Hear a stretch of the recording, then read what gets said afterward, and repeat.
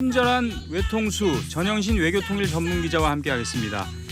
전영신 기자 네, 나와 있습니다. 네, 미국 대선 얘기를 오늘도 해보죠. 지난 한 주에 트럼프 피격 사건의 충격으로 전 세계의 관심이 참 모아졌었죠. 네, 참으로 충격적인 일이 있었는데 뭐 많은 분들 이미 보셨겠지만은 당시 피격 상황을 다시 한번 유튜브로 좀 보시죠. 라디오로 들으시는 분들은 당시 상황을 소리로 짐작을 하실 수 있을 것 같습니다. really see something that said, take a look at what happened.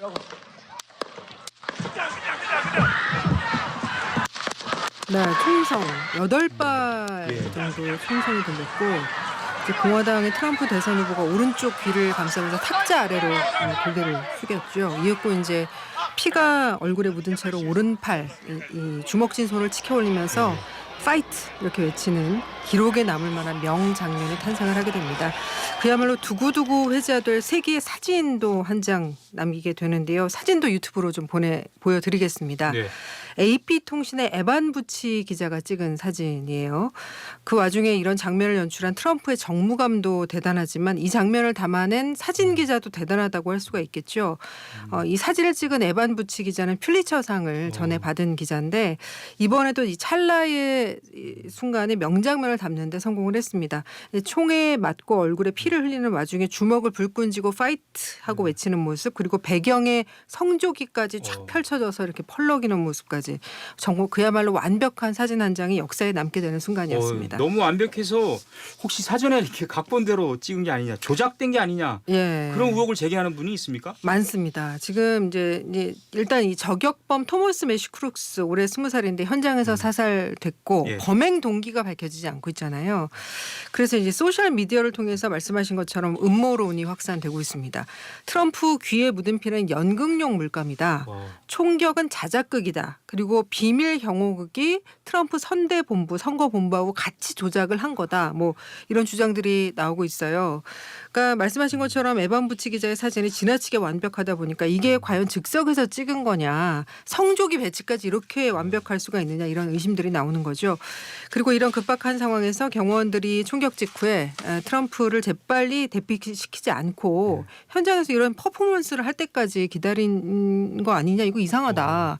보통은 왜 VIP 혹시 그런 일이 생기면 VIP부터 일단 머리를 숙이게 해서 다 막 겹겹이 에워싸잖아요. 근데 그렇지 않고 오히려 이제 트럼프는 얼굴을 들고 경호원들이 이렇게 고개를 숙이고 있는 약간 그런 느낌도 있어요. 예, 근데 전해진 얘기로는 트럼프 총격 직후에 저격범이 사살됐잖아요. 그래서 경호원들이 왜 이게 있잖아요.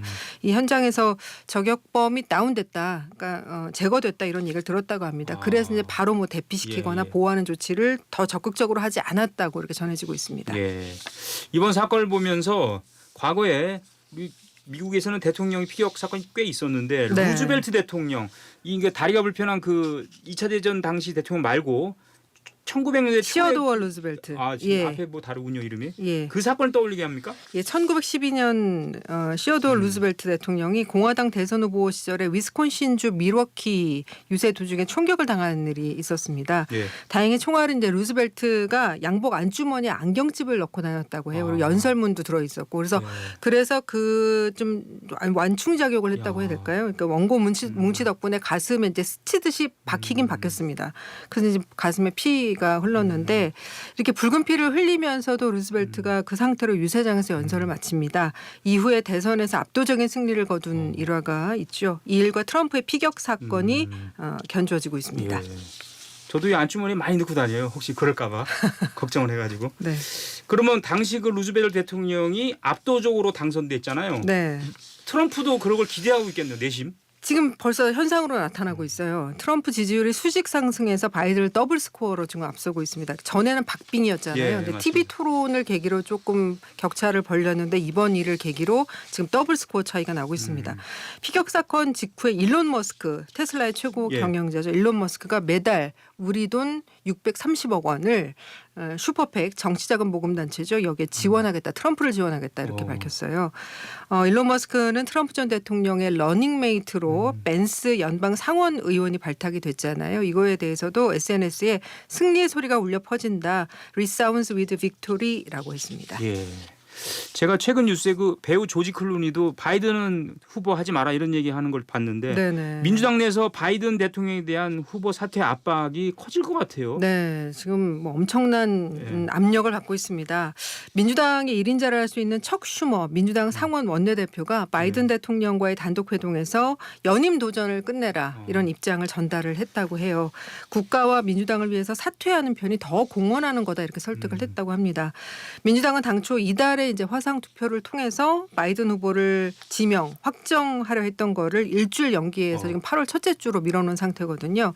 여기에 척 슈머 민주당 상원 원내대표 또 하원의 하킴 제프리 원내대표 이 두 원내대표가 모두 후보 지명 연기에 동의를 했고요. 또 민주당 의원들의 후보 교체 요구, 화상회의 연기 요구 압박 상당합니다. AP통신과 시카고대 여론연구센터가 지난 11일부터 15일 미국의 성인 1253명을 대상으로 조사를 했는데 민주당 지지층의 무려 65%가 바이든 대통령의 민주당 후보 자리에서 좀 물러나야 된다 이렇게 응답을 했습니다. 또 배팅 사이트 폴리마켓에서 조 바이든 미국 대통령의 대선 승리 가능성이 카멀라 해리스 부통령보다 지금 낮아진 걸로 나타났고요. 근데 다만 해리스가 바이든 대신에 나온다고 해도 트럼프의 당선 가능성은 65%, 해리스는 16%였습니다. 예. 바이든 대통령이 굉장히 역정을 내고 막 이런 모습도 봤는데 네. 후보 이제 교체하라고 그러면. 예. 근데 지금 악재가 사실 겹치는 것 같아요. 코로나19에 지금 바이든 대통령이 걸렸어요? 예, 바이든 대통령 재선과도의 악재가 지금 겹치는 상황이에요. 바이든 대통령이 한 방송하고 인터뷰에서 그러니까 코로나에 걸리기 전에 방송하고 인터뷰를 했는데 의학적 상황이 발생하면 완주 의사를 제거할 수 있다 또 이렇게 얘기를 했어요. 그래서 공교롭게 그 말 하고 난 다음에 바로 코로나19 감염 소식이 전해졌는데 그래서 이제 네바다주 라스베이거스 유세 일정 취소하고 델라웨어에 사저로 지금 돌아가서 자체 격리 상태에서 대통령 직무를 수행하고 있습니다. 바이든 대통령이 집으로 돌아가는 전용기에 오르기 전에 기자들에게 엄지손가락을 이렇게 들어보이면서 나 괜찮다 이렇게 얘기를 했는데 그 트랩을 오르는 모습이 상당히 힘들어 보였습니까? 네, 이게 코로나 때문인지 또 고령 때문인지 사실 뭐 두 가지 다 이유라고 볼 수 있겠죠. 앞서 나토 무대에서 바이든 대통령 젤렌스키 우크라이나 대통령을 푸틴 대통령이라고 지칭을 했다가 정정하는 실수도 했고 뒤이어 바로 가진 기자회견에서도 해리스 부통령을 트럼프 전 대통령이라고 부르는 또 이런 실수도 하기도 했고요. 이 모든 상황들이 선거에는 부정적인 영향을 미칠 수밖에 없겠죠. 또 이런 말이 회자되고 있습니다. 총탄은 트럼프가 맞았는데 치명상은 바이든이 입었다. 트럼프를 스친 총알이 바이든에게 치명상을 입혔다. 이런 얘기 나오고 있습니다. 지하철 계단 오는 건 저희도 힘듭니다, 사실. 어쨌든 그 트럼프가 만약 당선되면 방위비 우리한테 굉장히 많이 요구할 것 같다. 이런 그 소리가 좀 대비해야 되지 않습니까? 맞습니다. 트럼프의 대표적인 정책 방향 미국 우선주의죠. 보호무역, 관세, 방위비 이런 부분에 어떤 변화가 있을지 다른 나라들은 주목을 할 수밖에 없는데요. 중국의 60% 그 이상의 관세를 부과하겠다. 라고 했고요. 또 다른 나라에게도 일률적으로 10%의 관세를 부과하겠다라고 말한 바가 있습니다. 미국 보호무역주의의 다음 표적이 뭐 반도체, 배터리, 자동차 이게 다 이제 우리나라 주력 사업들인데 그렇죠. 이게 될 가능성도 있고요. 방위비 분담금에 있어서도 이미 트럼프 캠프의 외교안보 참모들은 대폭 증액을 시사하고 있습니다. 로버트 오브라이언 전 국가안보보좌관이 한국은 부유하다. 자국 방어를 위해서 더 큰 기여를 하길 바란다. 이렇게 말하기도 했고요. 또 빼놓을 수 없는 것이 북미 정상회담 가능성인데 두 정상이 만나서 회담을 다시 하게 된다면 북핵 동결, 대북 제재 완화에 맞교한 시나리오도 가능성이 있어 보입니다. 예, 가능성이 있어 보이는군요. 예, 여기까지 하겠습니다. 친절한 외통수 전영신 기자였습니다.